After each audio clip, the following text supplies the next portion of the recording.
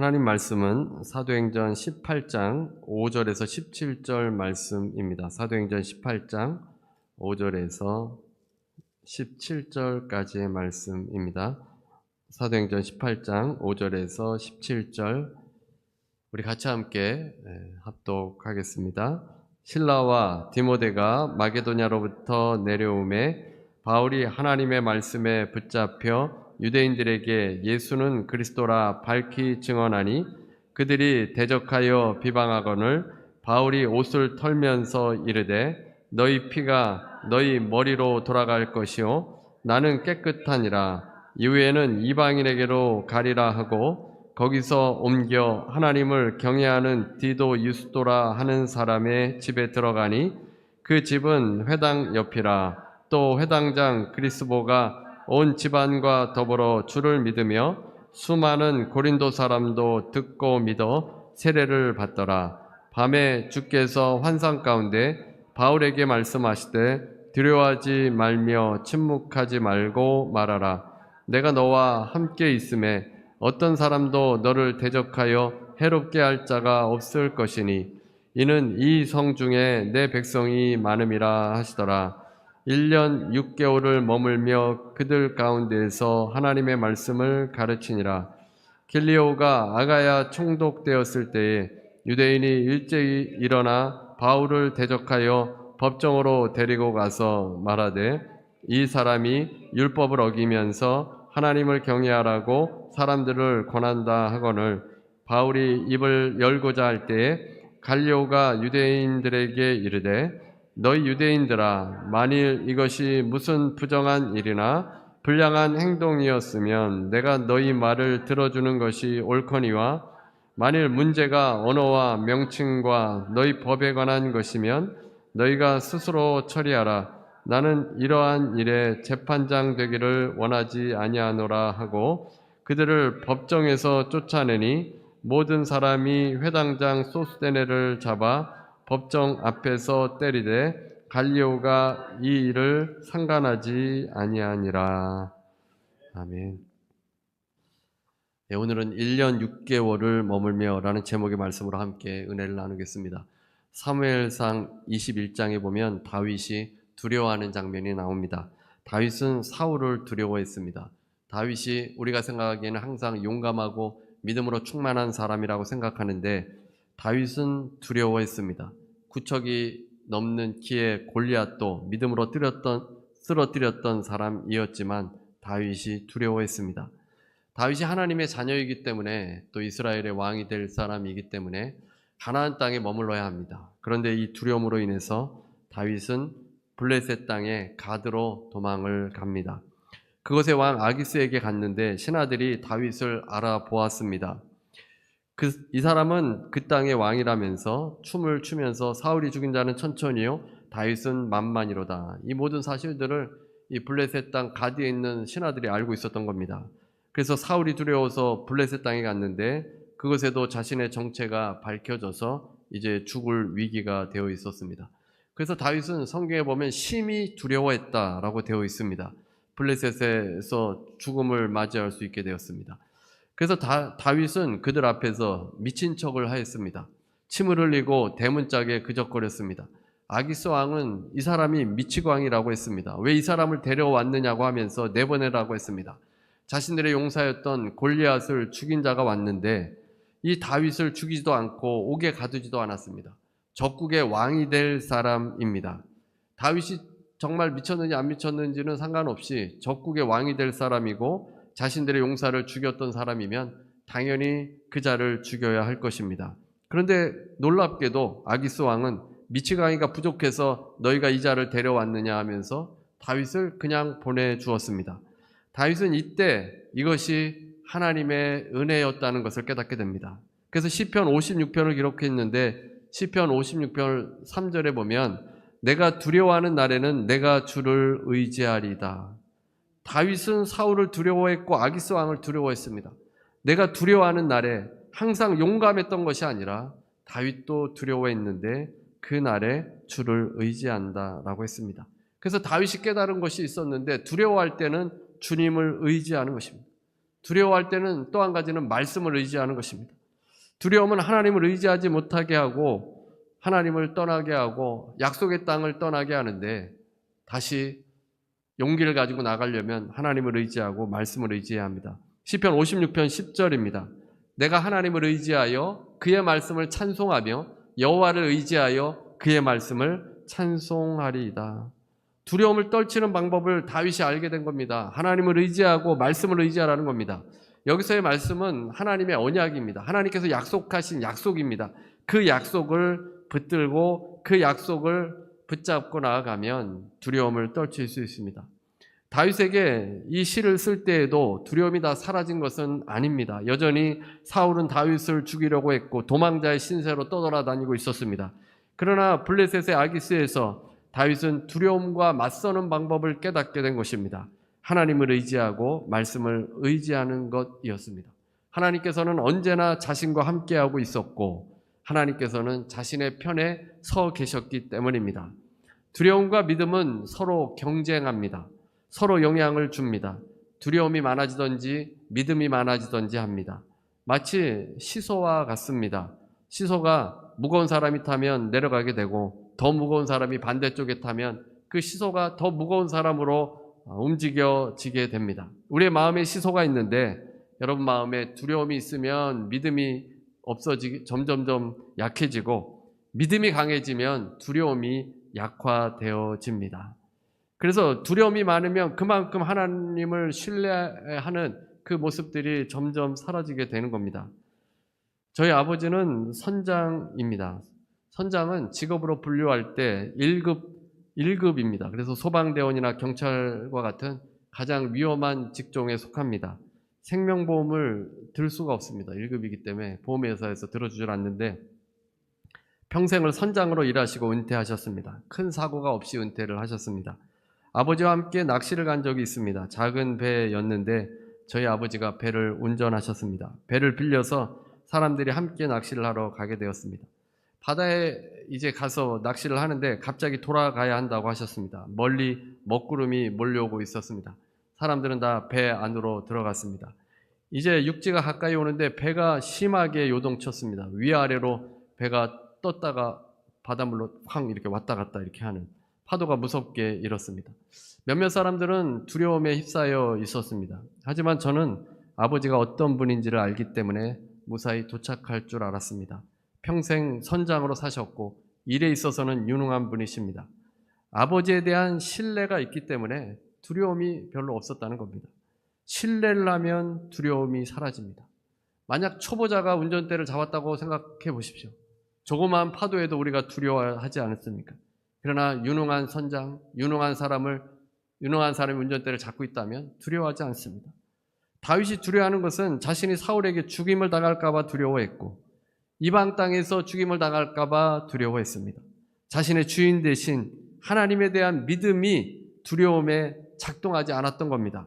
그래서 다윗이 하나님을 의지하고 말씀을 의지했다라고 했습니다. 주께서 내 생명을 사망에서 건지셨다라고 고백하면서 다시 믿음이 회복되었을 때 두려움이 사라지게 된 것입니다. 두려움은 우리를 마비시킵니다. 호랑이는 다른 동물과는 다르게 포효를 합니다. 으르렁거리면서 포효를 막 하게 되는데 직접 들은 사람은 모골이 송연해지는 느낌이라고 합니다. TV나 영화에서 듣는 것과는 다르다고 합니다. 확실히 더 무섭다고 하는데 호랑이가 한번 포효를 하면 낮은 주파수로 그 울음소리가 먼 곳까지 뻗어나간다고 합니다. 미국 생물음향학자에 의하면 호랑이는 인간이 들을 수 없는 낮은 주파수 울음소리를 만들어내서 동물을 위협하고 밀림을 통과하고 10km까지 먼 거리로 전달된다고 합니다. 그런데 이 소리를 가까이에서 듣게 되면 온몸이 마비가 된다고 합니다. 그래서 사슴 같은 그런 동물들은 이 호랑이가 한번 포효를 하면 그냥 그 자리에서 얼어붙는 겁니다.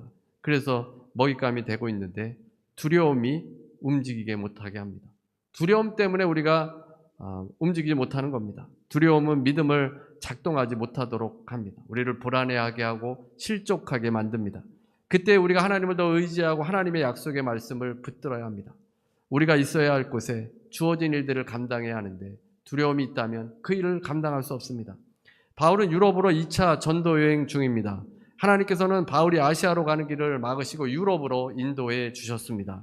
바울은 아테네에 머물러 있다가 고린도에 왔습니다.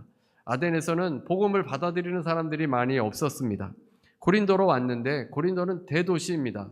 그 당시에 3대 도시였습니다. 로마, 알렉산드리아, 그 다음이 고린도입니다. 그러니까 많은 사람들이 왕래하는 곳이었습니다. 바울이 고린도를 거점으로 삼아서 복음을 증거했습니다. 아굴라와 브리스길라 부부를 만나서 그들과 함께 일하면서 머물렀습니다. 텐트 만드는 비즈니스를 아굴라 부부와 함께 했습니다. 그리고 안식일에 가서는 유대인들과 헬라인들에게 복음을 증거했습니다. 그리고 바울의 동역자였던 실라와 디모데도 합류를 하게 되었습니다.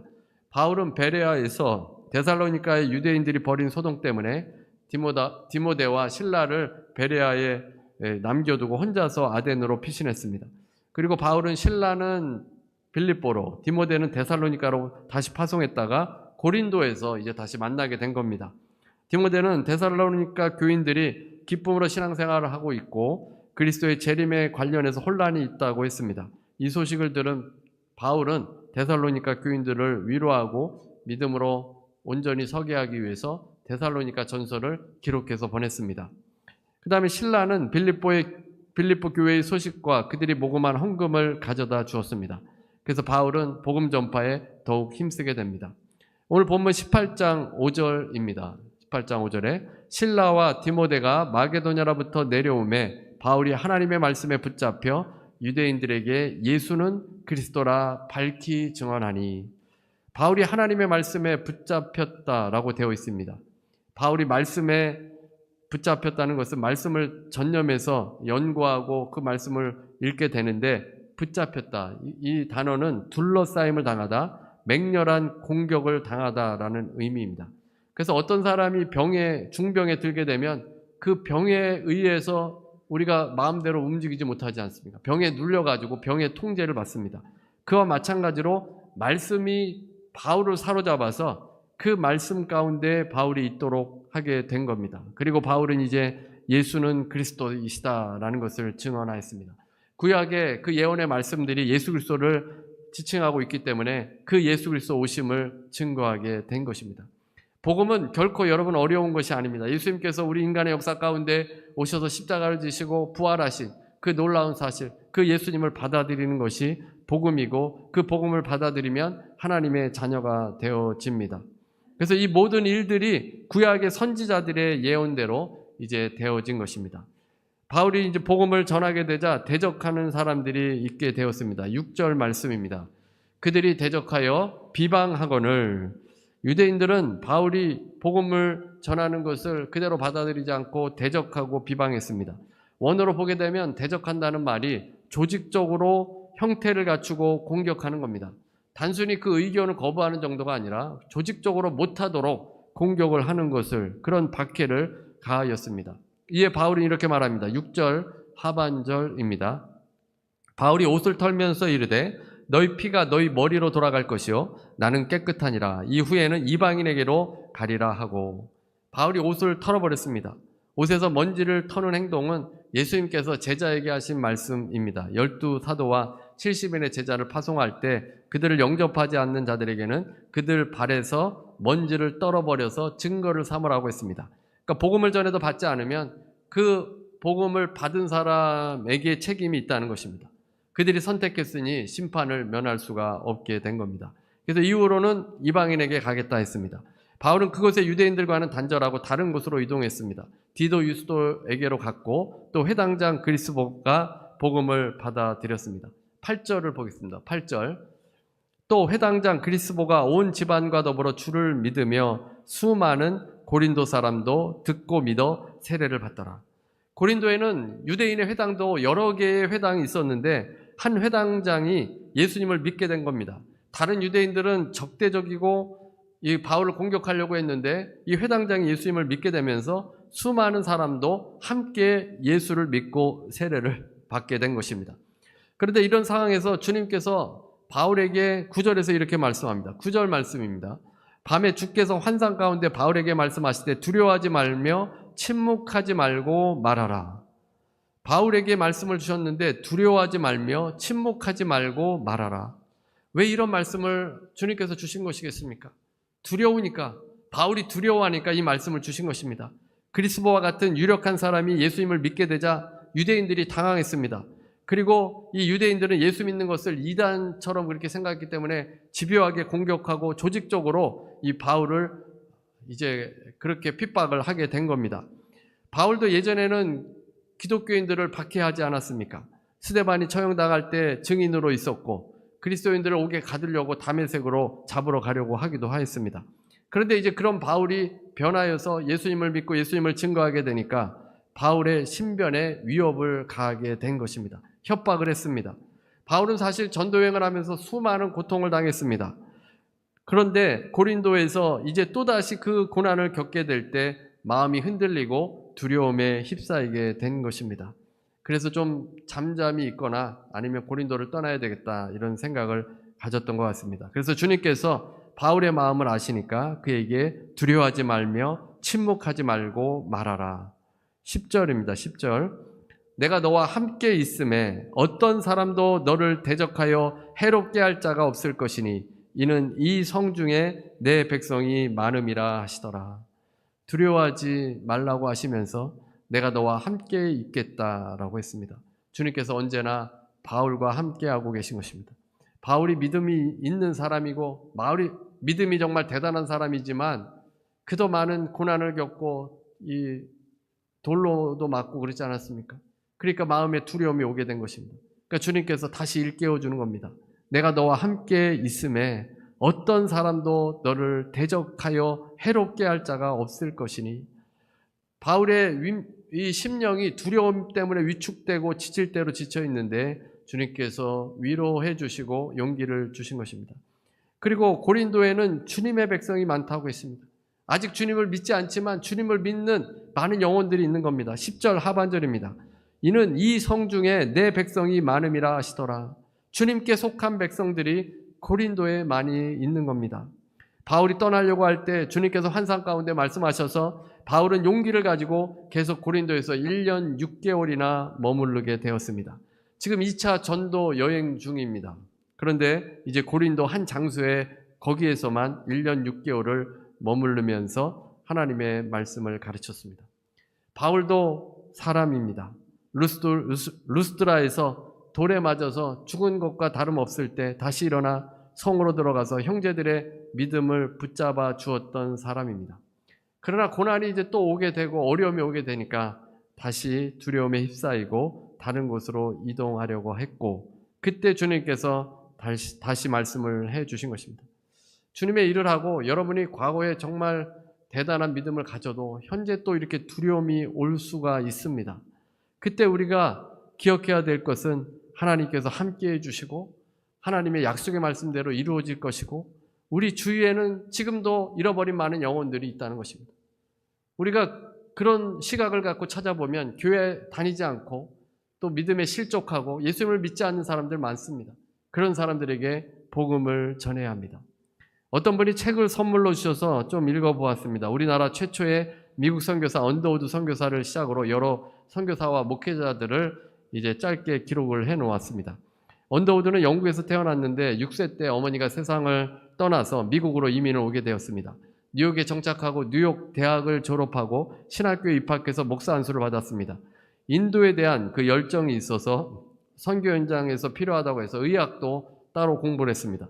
실질적인 봉사를 위해서 수도관 수리 기술까지 이 플러머 기술까지 혹시 필요할까 싶어서 익혔다고 합니다.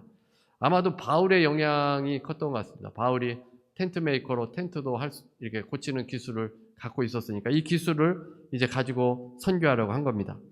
그런데 북장로교회 선교부에서 한국에 파송할 선교사가 필요하다고 했습니다. 그러니까 인도로 가려고 했는데 한국의 선교사가 필요하다고 해서 한국으로 가기로 결심했습니다. 1884년 7월에 임명받아서 1885년 4월에 한국 제물포항에 도착했습니다. 입국한 지 이틀 후에 4월 7일 갑신정변이 일어났습니다. 갑신정변 오랜만에 들어보셔서 아마 기억 속에서 가물가물하실 것 같습니다. 개합 당파들이 청나라에 의존하던 수급 당파를 몰아내고 개화 정권을 수립하려는 일종의 쿠데타입니다. 그때 보수계의 민영익이 크게 다쳤는데 선교사로 왔던 알렌이 서양 의술로 완쾌해 주었습니다. 그래서 광해원이라는 병원이 설립되었는데 이 광해원이 나중에 세브란스 병원이 됩니다. 그러니까 세브란스 병원의 전신이 광해원입니다. 병원에는 일할 사람이 필요한데 언더우드가 의학을 공부했기 때문에 그것에서 일을 할 수 있게 되었습니다. 한국말도 열심히 배워서 한국말로 전도도 할 수 있게 되었습니다. 그러나 알렌은 황실의 많은 혜택을 보고 있는 사람이었는데 언더우드가 나가서 복음을 전파하니까 지나친 행동을 자제할 것을 부탁했습니다. 그 당시 종교를 전파한다는 그런 협정이 맺어져 있지 않았습니다. 그래서 어떻게 될지 잡혀서 추방될 그런 가능성도 있기 때문입니다. 나중에 알렌은 언더우드와 의견이 맞지 않아서 선교사직을 내려놓게 됩니다. 언더우드는 그럼에도 불구하고 담대히 전했습니다. 1차 전도여행을 시작했는데 개성을 거쳐서 황해도, 평양을 거쳐서 의주까지 복음을 전했습니다. 그 다음에 2차 전도여행은 평양, 강계, 그리고 의주를 거쳐서 긴 전도여행을 했습니다. 압록강 건너쪽까지 가서 전도를 했는데 한국인 33명, 33인이 세례받기를 원했습니다. 세례를 거행하는 것도 법으로 금지가 되어 있어서 압록강변에서 세례를 베풀었습니다. 한국 최초의 세례식입니다. 언더우드 선교사의 열매를 어떻게 다 이 짧은 시간에 이야기할 수 있겠습니까? 정말 우리나라에 많은 일을 하신 분이십니다. 사도 바울과 같이 일하신 분입니다. 미국에게 한국을 알리고 여러 곳에 교회를 세웠고 그 제자들이 또 많은 일들을 감당하게 되었습니다. 과로를 많이 해서 병약하게 되었는데 이 전기를 쓰는 민경배 박사는 우리는 그들의 땀과 눈물과 피를 결코 잊을 수 없다. 아니 잊어서는 안 된다. 이는 순전히 한국인의 구원을 위한 것이었는데 그들의 이런 노력에도 불구하고 한국인의 냉대와 일제 군경의 감시와 박해에 시달려야 했다. 선교사님들이 만약에 두려움에 머물러 있었다면 한국 교회가 지금처럼 부흥하지는 못했을 겁니다. 주님의 음성을 들은 바울과 같이 언더우드 선교사님도 그 음성을 들었을 겁니다. 그래서 한국의 복음을 증언했습니다. 언더우드는 몸이 아파서 미국에 와서 요양을 하고 다시 한국에 들어갔는데 하나님께서 이 바울과 같은 말씀을 바울에게 주셨던 그 말씀을 주지 않으셨을까 생각됩니다. 내가 너와 함께 있다. 한국에는 내 백성이 많다. 너를 대적할 자 없을 것이다. 이 주님의 음성을 듣고 급변하는 한국의 정치 상황에서 한국에 와서 이 주님의 지금의 한국 교회로 번성할 수 있었습니다. 이 선교사들이 사실 그 전기에 좀 읽어보니까 고종이 그 목숨의 그 위태로움을 느껴서 이 자신의 주위의 선교사, 미국 선교사들을 그렇게 가까이 두었다고 합니다. 그래서 그 선교사들이 이 선교를 할 수 있도록 그렇게 또 배려를 해 주었습니다. 우리가 머물러야 할 이곳에는 하나님께서 준비해 두신 우리가 추수해야 하는 그런 영혼들이 많이 있습니다. 주님을 믿어서 주의 백성이 되어야 하는 그런 사람들이 있기 때문에 두려움에 머물러 있지 말고 복음을 증거해야 합니다. 두려워하지 말고 침묵하지 말아야 합니다. 1년 6개월을 머물며 바울은 주님의 말씀대로 살았습니다. 바울의 대적이 다 사라진 것이 아닙니다. 여전히 바울을 괴롭게 하고 협박하고 바울을 죽이려고 했습니다. 그럼에도 바울은 주님의 음성을 들었기 때문에 담대히 행하였습니다. 시편 56편 8절에 보면 나의 유리함을 주께서 계시하셨사오니 나의 눈물을 주의 병에 담으소서 이것이 주의 책에 기록되지 아니하였나이까. 다윗은 하나님을 믿는 신실한 사람입니다. 고난을 겪고 방황하는데 그 방황을 주님께서 계수하셨고 눈물을 주의 병에 담으라고 기도합니다. 이것이 주의 책에 기록되지 않았습니까? 라고 하였습니다. 주님의 백성들, 믿음의 사람들이 방황하는 것, 어려워하고 힘들어하는 것 하나님께서 다 헤아리고 있다는 것입니다. 주님의 백성들의 눈물을 주의 병에 주님께서 담고 계신다는 것입니다. 의롭게 살아가려면 여러 가지 어려움을 당합니다. 배신도 당하고 모함도 당하고 뒷담화도 듣게 됩니다. 복음을 전하고 선한 일을 하려고 하는데 오히려 나에게 다가오는 것이 좋지 않은 그런 일들도 있습니다. 그렇다고 포기하지 말라는 겁니다. 하나님께서 모든 주의 백성들의 눈물을 가치 있게 여기시기 때문입니다. 주님의 책에 기록해서 갚아주시는 분이십니다. 그 눈물을 하나도 흘려버리지 않으시는 분이 하나님이십니다. 다윗이 두려워하여 방황하며 눈물을 흘릴 때 주님께서는 그와 함께 하셨고 그의 찬송이 되도록 해주셨습니다. 다윗이나 바울, 언더우드 선교사와 같은 분들의 삶에 두려움이 없었겠습니까? 오히려 우리보다 더 많은 두려움들이 있었을 겁니다. 힘들고 어렵고 수많은 눈물을 흘렸습니다. 그러나 그들은 그들의 자리에서 떠나지 않았다는 겁니다. 다윗은 자신의 왕이 되어야 할 자리를 떠나지 않았습니다. 멀리 떠나버렸다면 목숨은 건질지언정 이스라엘의 왕은 되지 못했을 겁니다. 바울은 고린도를 떠나지 않았습니다. 다른 곳으로 옮겼다면 고린도 교회는 세워지지 않았을 겁니다. 바울이라는 한 사람으로 인해서 고린도의 복음이 번성하게 된 것입니다. 언더우드 선교사가 없었다면 우리가 한국교회가 이렇게 복음화되고 번성화되지는 못했을 겁니다. 병원과 많은 인재들이 양성되었겠습니까? 주님의 말씀은 바울이 고린도에 머물도록 주신 말씀입니다. 우리가 머물러야 하는 곳이 있습니다. 두려움이 엄습해 오고 아픔이 있어도 주님께서 함께 계시니 우리가 그 자리를 지키고 그 자리에서 복음을 전하는 용기를 가져야 합니다. 맡은 사명을 다하시는 여러분 되시기를 바랍니다. 이 세상에 고난을 받으면서 하나님의 나라를 위해서 수고한 것들 씨앗으로 다 열매가 맺혀지고 큰 결실들을 거두게 될 것을 기대하면서 오직 주님의 복음을 증거하시는 여러분 되시기를 주님의 이름으로 축원합니다. 우리 찬송가 95장 찬송 부르시고 기도하는 시간 갖도록 하겠습니다. 제가 기도하겠습니다. 은혜로우신 하나님 감사합니다. 하나님 우리가 있는 이 자리에서 하나님 우리가 침묵하지 않게 하시고 입을 열어 복음을 증거하게 해 주옵소서. 아버지 두려움에 우리가 마비가 되어서 아버지 믿음의 삶을 살지 못하고 있습니까? 우리가 움츠러들어 있습니까? 불안합니까? 하나님 믿음 갖고 용기를 가지고 일어날 수 있도록 주여 도와주시고 아버지 주님께서 우리에게 주신 사명 다 감당할 수 있도록 은혜를 더하여 주옵소서. 아직도 잃어버린 자들이 많이 있습니다. 예수 믿고 구원받을 수 있도록 하나님 우리가 그 도구가 되고 일꾼이 되어질 수 있도록 주여 도와주시옵소서. 아버지 지체들 하나님 어려움 가운데 있습니까? 아버지 두려움 가운데 있습니까? 이 시간에 주님께서 임하여 주셔서 믿음을 더하여 주옵시고 아버지 하나님 주의 손길을 경험할 수 있게 하시고 주의 놀라운 능력을 경험할 수 있도록 주여 도와주시옵소서. 예수 이름으로 명하노니 모든 병만은 떠나갈지어다. 예수 이름으로 명하노니 고통을 주는 통증은 예수 이름으로 명하노니 떠나갈지어다. 머리부터 발끝까지 강건한 역사가 일어날지어다. 아버지여 우리를 고치시는 라파의 하나님 예수 그리스도의 보혈로 아버지 깨끗하게 고침받게 하여 주시고 강건한 육체 될 수 있도록 인도하여 주옵소서. 아버지 가정의 문제, 일터의 문제 다 주님 앞에 내려놓습니다. 하나님 아버지 받아주시고 아버지 문제가 해결받게 하여 주시며 아버지 또 이 문제를 통해 우리가 성숙되게 하여 주시고 합력하여 선을 이루신 하나님 그 하나님만 붙들고 나아갈 수 있게 하여 주옵소서. 예수 이름으로 명하노니 가정과 일터에 있는 흑암의 세력은 떠나갈지어다. 분쟁을 일으키는 모든 영은 악한 영은 떠나갈지어다. 예수 이름으로 명하노니 문제도 예수 이름으로 명하노니 떠나갈지어다. 아버지 평안함 기쁨과 감사가 넘치는 인생 되게 하여 주시고 주님을 찬양하는 인생 될 수 있도록 도와주옵소서. 지금은 우리 주 예수 그리스도의 무한하신 은혜와 아버지 하나님의 극진하신 사랑과 보혜사 성령님의 교통하시고 내주하시고 충만케 하심이 오늘 함께 드리는 모든 성도들 위해 개인 가정 일터 위에 주님을 의지하며 맡은 자리에서 사명을 다하는 주의 백성들 위해 지금부터 영원토록 함께 있을지어다.